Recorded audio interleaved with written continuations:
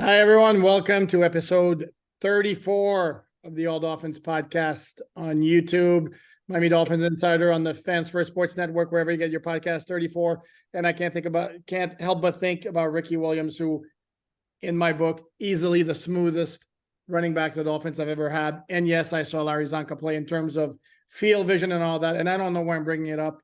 I think there was a conversation, I guess, on Twitter yesterday about all-time Dolphins or whatever. Ricky Williams was just a spectacular running back. Anyway, that's got nothing to do with what we're going to talk about today. Does it, It Omar? was okay. I did. I really did. You what? I'm not a What big was okay? Ricky. I'm not a big Ricky fan because I saw him on the post suspension. I'm just playing football because I need money. I'm more focused on yoga and Ashawada and like Ricky did That wasn't the football. discussion. That wasn't the point I made. The point I made was he was the most talented, best eyes, field vision, running instincts of any running back in Dolphin history, and it's not close. Anyway. I never saw that player. Okay. Anyway, we digress. What did we see today? We saw. I'm going to lead with something actually potentially disturbing, and that's the fact that Cam Smith left practice early. And while we're talking about a rookie who very well wind up being a backup, you hate to see it because he'd been so good in practice. Yeah, I do believe I was not watching those drills. As you know, I do not watch wide receiver, cornerback one-on-ones. You all have at it. I'm going to be that one person on that line who's going to be watching the trench play and the backs and putting my focus there. But I heard he slid on the concrete, reminiscent of when Tro Williams slid on the concrete once during one-on-ones. They might want to switch where they do those one-on-ones to the opposite side, if you know what I'm saying, because the sidewalk has gotten a couple of players. Yeah, that's a good point. And for the record, I try to watch every play. It's 3 snaps going on at the same time. There's a little bit of a lag between each. So if you're really, really quick, you can catch 2 of the 3, probably usually not 3 of the 3. So I can't watch everything, but Omar, just so you'll know, in fact, you remember I pointed it to you on the very first snap of O-line versus D-line. I pointed out to you, it was Wilkins against Liam Eichenberg. So just so for the record, and Christian Wilkins put him on skates again. Like, I don't know that first, but I don't recall. Anyway, it wasn't with ease, but he still got to the quarterback. On those drills, if you're forcing the fake quarterback to actually move, you've lost as an offensive lineman. Oh, that's fair, but it depends how quickly it happened. But anyway, I just want to make the point that I'm not purely a ball watcher. Nobody claims you're a ball watcher. I'm just anti-ball watcher. Yes, you are. Okay, so I guess the big story of practice, much to your delight, would be the emergence of Robbie Chosen today. And Emmanuel Ogbah to a lesser degree. My personal delight. Well, you're a big Robbie Chosen fan. That's not a great sequel. Caught 2 passes for 95 yards. You don't think that's pretty impressive? Did I say was it? Did I even suggest? Name me somebody else who caught. Name me somebody else in these 8 practices who's caught 95 yards on 2 passes. What's your point? I just pointed out that it was a Robbie Chosen day, much to your delight, because I know you're a big Robbie Chosen fan. Let me. He came and he spoke to the media, and he was very upset, very guarded, saying the right things, not trying to create any waves. But then Tyreek spoke up for him because I asked him a question about him not getting snaps during 11-on-11s. And he answered it very diplomatically. Tyreek Hill was sitting right over there. As well he should. Yes, as well he should. Tyreek Hill basically said, man, he tried to set you up, but you should have said, you need some reps, dog. And Tyreek's like, you need some reps. And I don't see the lie. Understand, for contextual purposes, Robbie Chosen is getting less snaps in 11-on-11 than undrafted receivers who should be I seen Daywood more than Robbie Chosen. Today I seen Freddie Swain more than Robbie Chosen. I don't even know these dudes' names. Braylon Sanders. I know Braylon Sanders was on the team last year. I'm like, bro, I don't even know these dudes' names. And they play way more. Answer this question, true or false. Does Robbie Chosen get 5 snaps in 11 on 11 daily? I don't have a player participation chart, nor do I look that much. Am I going to generally say that he hasn't gotten a ton of reps? Yes, I agree with you. I agree with you on that. And today he showed you that he can get down the field, because on the first long completion, again, no offense, but he was going against Tino Ellis, who's a guy who is more than like. Is Tino Ellis making the 53-man roster? Hell no. Thank you. Okay. And Robbie Chosen's been in the NFL. Hey, but it was with first team. I shouldn't say that, but first team gets first team. Again, my point remains that Tino Ellis is not making the team, and Robbie Chosen abused him the way you would expect an 8-year veteran to make a guy who's been basically goes to camp every training camp to try to make a roster and usually doesn't. I think Robbie Chosen would have been 7 yards behind any cornerback on the team. Keep in mind, and I hate to bring up Madden ratings, but he's still one of the fastest players in the NFL. And will you acknowledge that Robbie Chosen is really fast? Yeah, he's probably the 3rd fastest wide receiver on this team. Would you say he has Waddle, Tyreek speed? Probably not Tyreek. Waddle speed? No. He's fast. He's not Waddle fast. I mean, Waddle can move. I think Chosen can move now. I just told you he's a 90+ rated player in Madden. Yeah, and when Hill's a 99 and Waddle's a what, 97? I mean, I don't really know. Okay. But yeah. Anyway, the point remains, it was a kind of I don't want to say a breakout performance, but the first time in training camp that Robbie Chosen was featured, and he delivered 2 big plays. Was he featured? Hold on. Time out. God, dude, you're gonna jump on every word I say. Yeah, because he was noticeable. Okay, noticeable. Okay, he was not featured. He was on the field only because Eric Uzukama was not, and he made plays. You're assuming that. Okay, so they were just going to all of a sudden start practicing him. Wes Welker spoke before practice, and he said something along the lines of, he was asked specifically about Robbie Chosen, why isn't he doing more? It was basically talking about he'll get his chance, it's a matter of opportunities and all that, and the look on your face like, yeah, all right. I hate to hammer on this, but we know that the NFL is not the fair league. Like, things aren't fair for everybody. Drafted players get status. Young players who have $7 million contracts, they get status. And then some guys, they got to earn every single thing that they get. Are we in agreement there? Fact.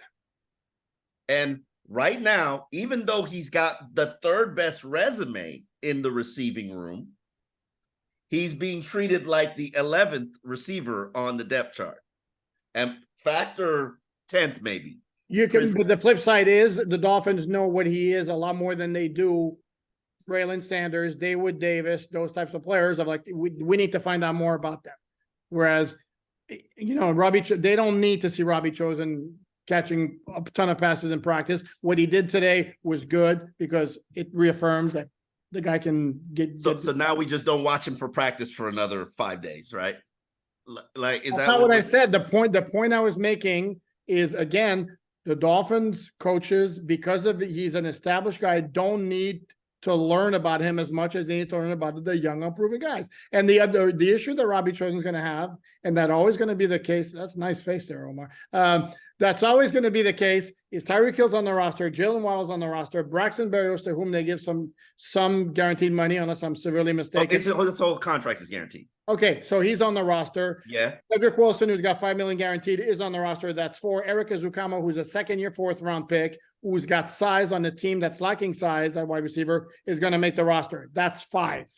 Okay, so you don't think? Hold on, time out on that comment, because you're exactly going where my issue is.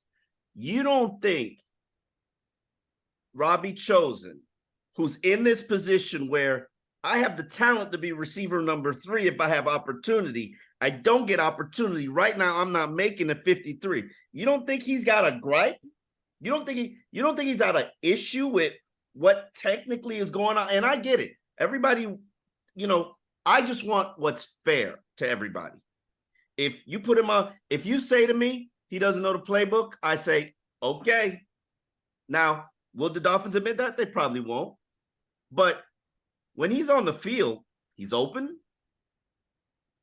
I don't know if he's running the right routes. He's when he gets balls thrown to him, he makes things happen. Agreed. That should be what you want to see. And you should want to see him work with Tua to see what can happen there with Tua, Robbie, Waddle. You want to create problems, you should test that out. But I love what I've seen from Braxton Berrios. Braxton Berrios right now has locked down what seems to be that number 3 spot. I thought Chosen would be a legitimate contender. Answer this question. Has Chosen been put in position to contend for that job? I could make the argument, though, and I don't know if Braxton Berrios was dealing with some kind of an issue in the offseason, but it was the other way around in the offseason. I didn't see Berrios get a whole lot of true. work. You're right. And now Berrios is getting his chance, and he's every bit the guy the Dolphins hoped that he would be when they signed him. So you think that Chosen is being put on ice like Berrios was being put on ice? Again, my thing is, to me, it's going to come down to whatever few reps Chosen has. It's make him count, run the right route, get open. Even if you don't get the ball, that tells us you're the Robbie Chosen that we think you are. And then they're going to make the decision on that. And it could still come down to whether the Dolphins are going to keep 5 or 6 wide receivers. Okay, let's move on from this and let's take care of the bookkeeping things. I have my list of players who did not practice, and there's hold on. Start with Teron Armstead. Took 1 snap of 11 on 11s. Oh no, it was more than 1 snap. He took 2 series, actually, 2 periods of 11 on 11. Yes, he did. Okay. The first and the second. Yes. Yes, the first 2. Okay, so and then there's a very important topic we need to discuss here. The guys we did not see. Keon Crossan again has been out. Malik Reed wasn't out there. Eric Ezukama, as we spoke, wasn't out there. Trill Williams, Brandon Jersey, again, Brandon Jones, again with the red jerseys, no contact. They both got 1 or 2 snaps in team periods. Jalen Phillips had the orange jersey. The point that the other interesting thing about attendance, Jalen Ramsey again was on the field, but today, no crutch, no brace. All he had was a compression sleeve on his left leg. And I know both you and I, as you're making that face again, Omar right now is the man of 1,000 faces so far. On this episode. My therapist says I have that problem. Oh, okay. Yeah, they're a man of 1,000 faces. Right now, yeah, I think both of us were caught off guard by seeing him like what? No like support brace or crutches out there. I mean, it's a week removed from surgery. Not a fan. Yeah, not a fan either. It's like I could see him like struggle to move around. Like that's encouraging to show people. What point are you making? It like if you had to walk to your car right now from the practice field, could you do it in a non-labored fashion? You couldn't. So no, technically, correct. Why aren't you in crutches? If I'm them, he'd be on a damn scooter. You want to be a practice? You want to be a practice? Okay, get off your leg. Like I haven't had a meniscus procedure, but I had a clean out, and like an idiot, I went to sharing a personal story.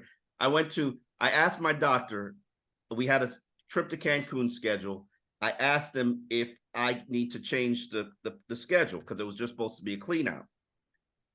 He said, "No, you don't need to change it. Just, you'll go take some ibuprofen, you'll be fine." Turns out I had the procedure, went to Cancun a day or 2 after, in pain the whole trip, had to buy a crutches, brace. It was extremely bad idea. Horrible idea. Yeah. Knee swelling, all kinds of stuff. And then when I come back, because I never got a post-surgery break down why I didn't. I don't know. He told me, yeah, we went in there and we thought it was loose cartilage, but we had to repair your MCL. So you technically had an MCL procedure. Yeah. Would have been nice if they told you that before. It would have been nice if somebody had told me that. Yeah. Before I had actually left for Cancun. Yeah. But yeah, you have no business a week after surgery, at least being out there with your brace on. I agree. I'm with you. The first point you made, it's like, what's the point? I mean, I don't know. Trying to see what else stood out from this practice other than the insane downpour we had. Emmanuel Ogbah. Emmanuel Ogbah. Let's before we start Emmanuel Ogbah conversation, let's not go crazy over it. We've beaten his situation to death this week. Have we? By all means. Have we though? Yes, we have. By all really? means, go ahead. He was impressive today. He was noticeable for the first time in camp. Yes. And he didn't always have his hand in the ground, but he had his hand in the ground. And I like seeing guys do what they're comfortable with. And obviously it's no harm in being cross-trained and learning to do another thing. If something happens to Jalen Phillips or Bradley Chubb, yes, Emmanuel Ogbah is a logical guy to go into the game as your starter. I just don't necessarily think that position fits his skill set, unless you're looking to just set the edge at that skill set, and beat up tight ends at that skill set. And rush the passer. But here's the thing, though, is Vic Fangio indicated, he's another one, by the way, just so you guys know, if you don't already, the assistant coaches all spoke before practice on Friday. A lot of good stuff. Omar already put up a story with the highlights from Vic Fangio, and there was some doozies in there. Don't say just doozies. He took a flamethrower to his entire defense, except for two people, Javon Holland and Christian Wilkins. Who incidentally followed that by having by far his quietest practice of camp. Not that we're going to hold that against him. He's certainly allowed to have a quiet practice. But he mentioned that Ogbah certainly yet can be used with his hand on the ground at times. But Vic Fangio also said we have D lineman number 1, 2, 3, and we still are looking for 4, 5, 6. Well, that tells you that Ogbah is not a D lineman, because you notice he didn't mention Ogbah. And again, another face. We're up to 17 faces today so far. You're speechless. Wow, that doesn't happen often. I don't know what to say to that, because I watched Teron Armstead turning, but that's a Pro Bowl player. Okay, Teron Armstead's going to turn you on a run play. Like, that's it. There's no shame in that. The Teron Armstead would turn Nick Bosa on a run play. Like, so there's no shame in that. I just don't know how I feel about this. I don't like it. I haven't liked it. I'm probably not going to like it until he shows me that he has the bend to turn the corner on a pass rush. And I don't see that. I don't see that from Ogbah. I'm not going to be a fan. And that's what I saw. For some reason, we have a different perspective of him, because that's what I saw. And then that and being schemed up right by Brian Flores led to the 2 9-sack seasons. By the way, we mentioned Christian Wilkins, his partner in crime on the defensive line. He had another big practice day. Zach Sealer, and I'm going to keep banging the drum for the guy. He has been outrageous in camp. What do you pay Zach Sealer? What do you offer? What do you put on the more table? Than what he's making now. That's for sure. I think he's at 2.2 this year. He's like a easily 8-9 mil talent. Yeah. I'm uncomfortable with his situation, because it's like we're judging him against Christian Wilkins, and I said in my stock report, I'm downplaying. If Christian Wilkins wasn't on the team, I'd be talking about how dominant Zach Sealer is. Been great. He's been phenomenal. And he's probably top 5 camp performer. Definitely in the top 10. I agree. No, he's been excellent. Yeah. Might be second best defender. Again, he's up there. He's up there. Another guy who had another good day again, and I know you've become a big fan. Is Alec Ingold again had another big day. Had a nice top 10 camp performer. Without question. Taking the role of the second tight end. Just Because they don't have a second tight end. That's why can't he be the second tight end? I don't see he can inline block. I don't see anything he can't do. Oh no, I think he's gonna reduce the number of two tight end sets the Dolphins use. I mean, they can't line him up per se as a tight end because if you stick somebody on him in coverage, they're not gonna get open. But leaking him out of the backfield, he can catch some passes. What do you mean? You think he can't get open against a linebacker in coverage? Without just leaking out of the backfield and being schemed up. No. I've watched him in one-on-one routes. He can roast these linebackers. I'm not sure what he can't do. I haven't seen anything he can't do yet. And saw him do goal line run today for touchdown. Mm-hmm. I've seen him line up, block. I've seen him line up, run a route. Yep. I've seen him in the backfield in motion. Only thing I probably haven't seen him is him line up out wide and get open. Okay. The bigger point here, though, and then I don't want to get into like really getting picky about it because I love Ingold as much as you do.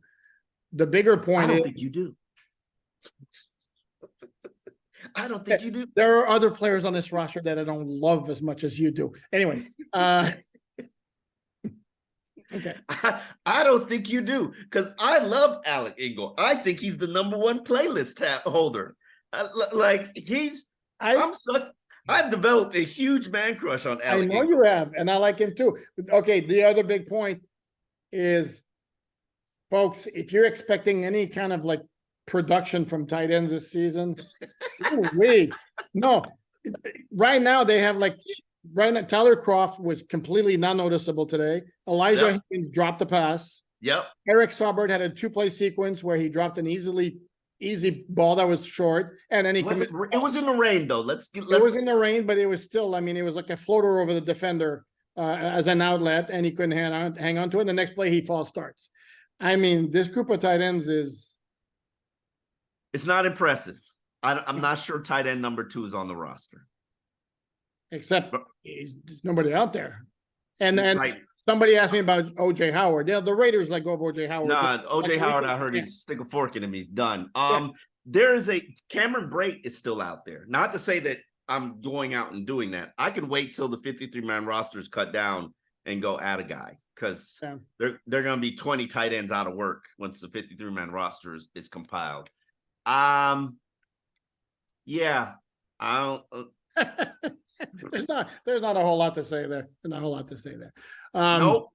I do want to mention, I'm going to go ahead and lead the way and mention it with a really, really, really impressive practice ending sequence from Tua in goal line work. They were all like third down situations from different yard lines, sometimes the 3, sometimes the 8, sometimes whatever. And then Tua on last three throws, 3 beauties.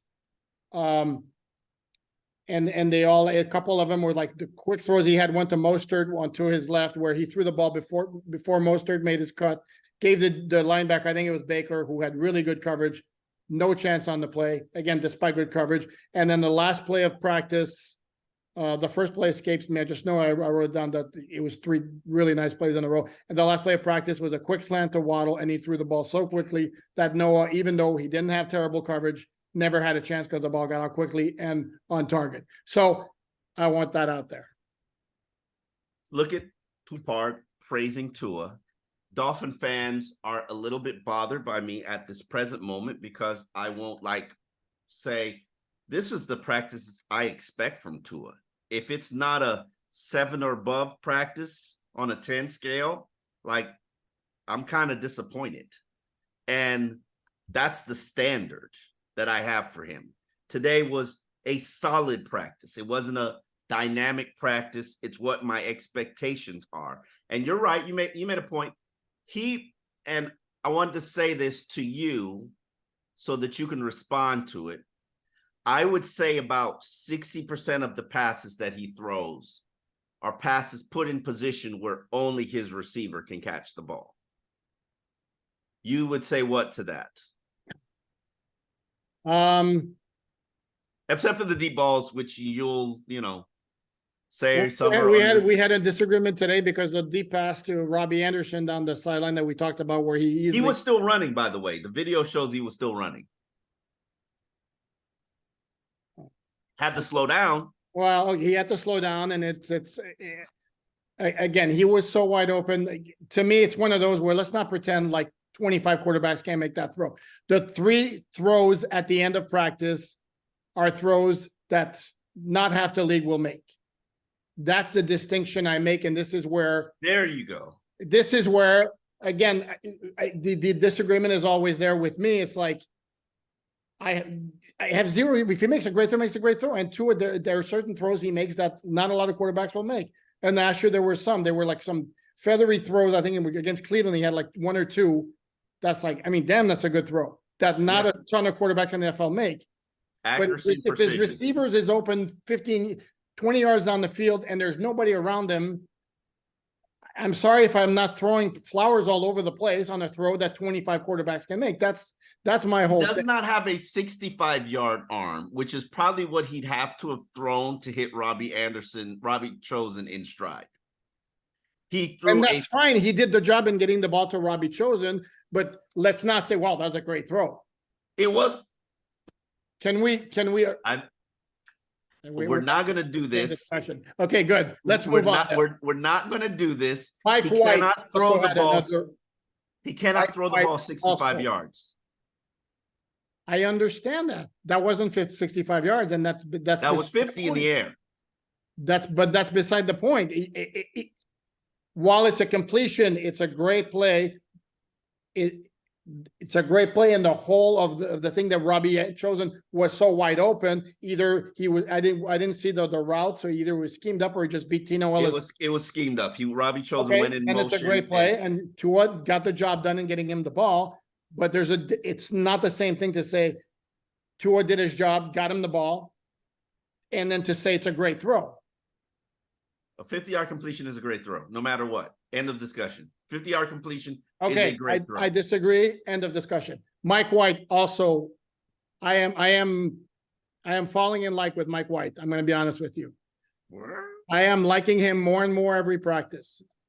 He had a couple of nice throws again today. He had one over, and it was to rookie tight end Julian Hill over a linebacker, and it's one of those throws that Tua sells at, one of those little floaters, floaters, dropping it right over the linebacker. It's a beautiful throw.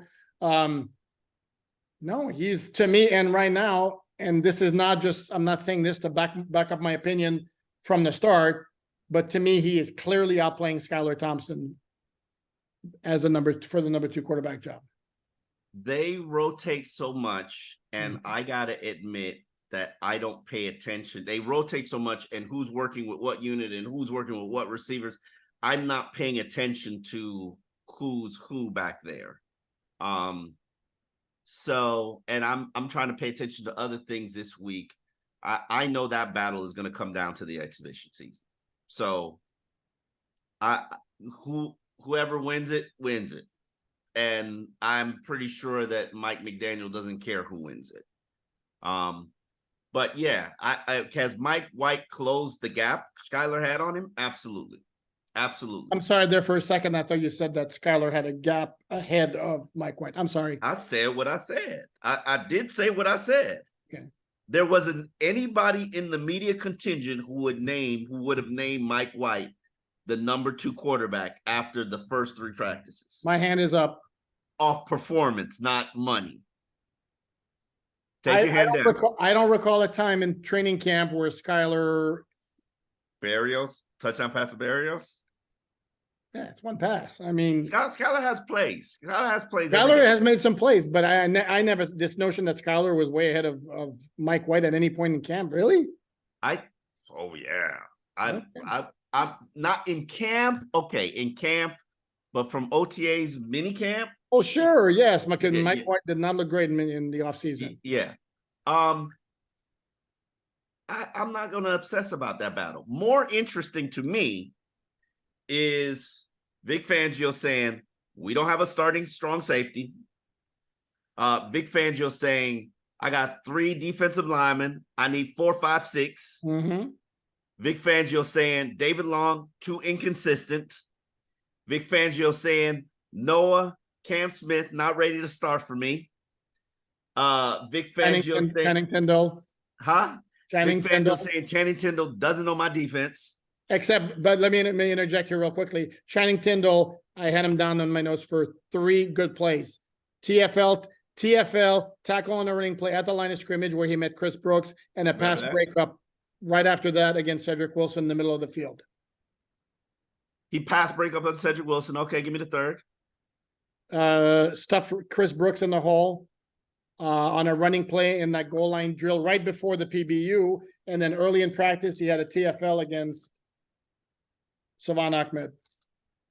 So that's 4 good plays. That's 3. 3 good plays. Okay. Listen, that's probably his best practice of his life. Ever, yeah. No, I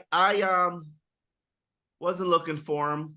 I did see one of the stuffs, I think Savon, but then I said to myself, Savon goal line, he ain't doing that. There wasn't a goal line when he stuffed Savon. The goal line, the stuff was against Chris Brooks, and Chris Brooks is a bigger back. Yes. Okay. So where was the Savon play? It was to our right, going left. To our right, going left? Yeah. Oh, okay. I didn't see that. It's pretty early in practice. Yeah. Yeah. Okay. Wow. Channing Tindall out here making plays. Mm-hmm. I didn't see Savon. Maybe I did see I saw Savon get stuffed for a run, but I looked at it like, I think it was like an Ogbah edge set kind of situation for me. But hey, somebody got to make the tackle. Channing Tindall. No, props to him. He did some work. But yeah, no, your point is well taken though, that Vic Fangio was like, and how much is that is he's brutally honest? How much is that he's trying to light fires under his players? I actually talked to people who work for him, people who have worked with him, that I know in the league, and they say he is brutally honest and on all accords, and to quote, came out the womb like that. And I'm like, love it. And not from a media perspective, but I, as people who follow me know, I'm brutally honest. I rather give you the honesty than sugarcoat you and tell you what you want to hear, and then, you feel deceived or isn't that what I do with QB1?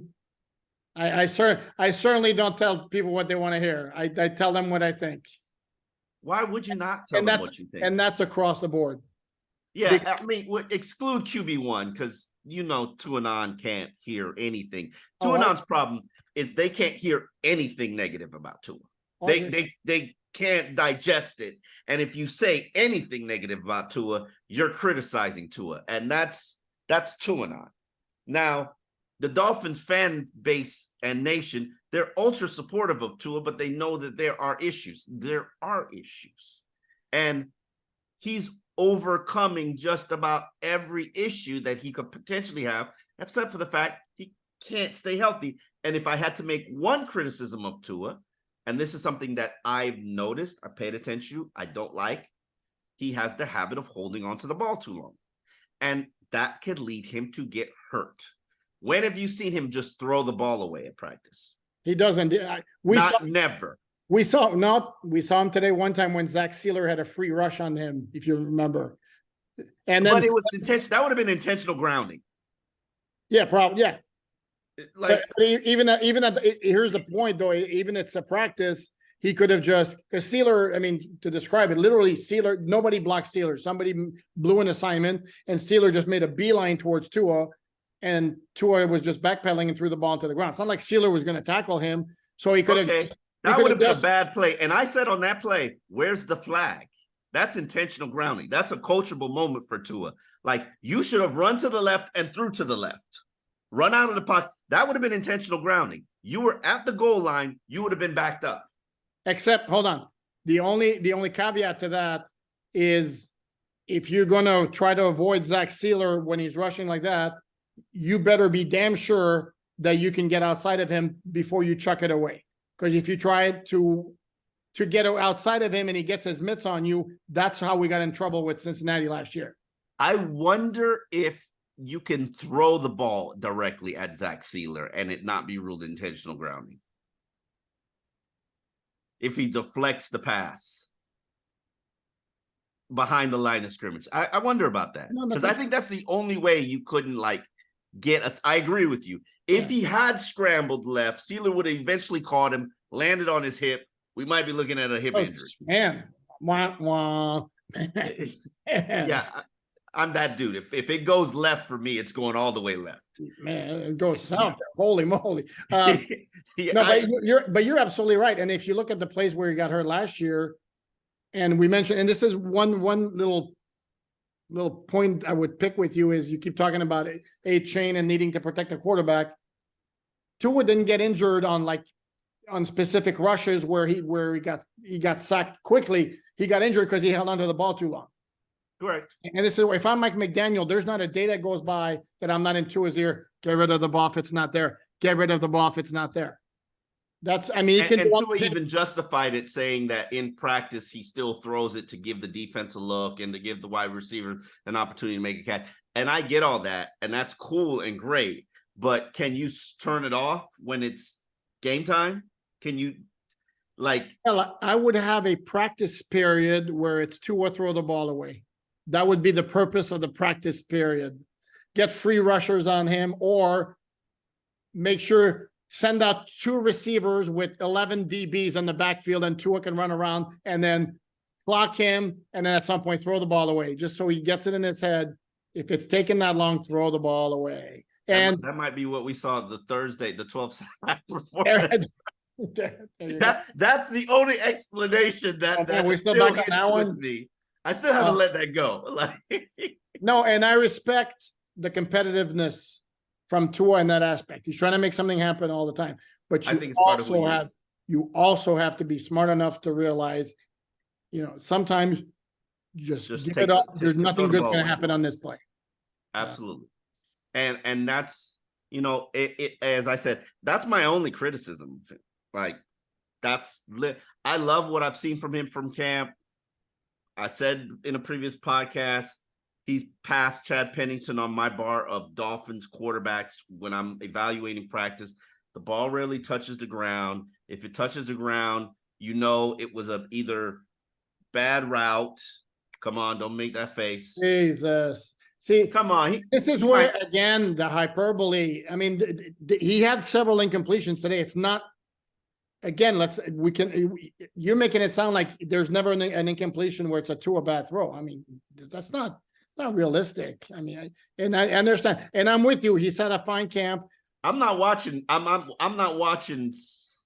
one-on-ones. So tell me the bad throws, because there might be a throw that's a little off. There might be a throw here and there. There was a throw on the sideline to Waddle that was late, and they allowed the DB to make a pass breakup where it needed to be thrown earlier. And you're making face number 28. Tell me I'm wrong. And I pointed out. Said it was. I think we argued that pass on that play. You said it was late. I was like, no, the DB can make a break on the ball. No, I don't know if that was. It was open. Waddle. Okay, we're going to run out of time. But before my whole point is, I'm with you. Tua's look fine, and I don't have a concern with the passing game. Again, the receivers are going to be open. Tua's going to get him the ball. Okay, but again, can we tamper down the hyperbole a little bit? On that note, tomorrow is the big practice at Hard Rock Stadium. We need to wrap this up. That's why I'm like, big practice at Hard Rock Stadium. We'll have plenty more to talk about, I am sure. Omar, we'll see you tomorrow. Thanks, everyone.